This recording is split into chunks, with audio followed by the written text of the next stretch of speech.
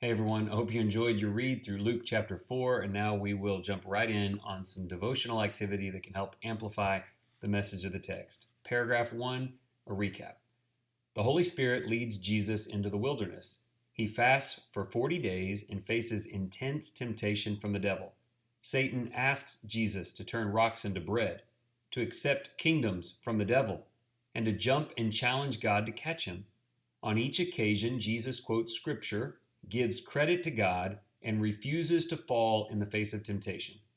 Following this, Jesus comes to Nazareth, enters the synagogue, and asks to read from the book of Isaiah. He reads about the favorable year of the Lord and proclaims that the time has come. They doubt him and even try to drive him off a cliff. Jesus goes to Capernaum, where he is better received. He preaches the kingdom of God and casts out demons and heals many. Second paragraph, maybe some application. The devil uses three common tools to tempt Jesus: the lust of the flesh, the lust of the eyes, and the boastful pride of life. This is how he tempted Adam and Eve in the beginning, and this is how he tempts us.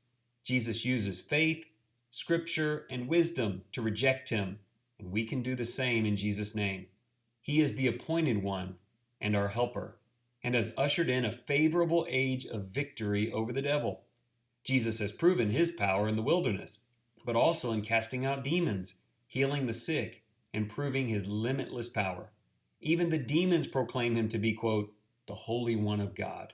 How much more so should we? Let's pray together for just a moment. Gracious Lord, thank you for the example your Son set for us in his ministry. Help us to be more like him and to see through the devil's common and carnal tools of temptation. To choose Satan is to reject your Son, and we pray to flee evil and cling to Christ. Jesus brought us freedom from captivity and has shown us that he controls the spiritual and physical world. It is sad to see his hometown drive him away. Please help us to always be humble and in awe of him and to never push our King away. Here are a few final thought questions. Have you tried categorizing temptations?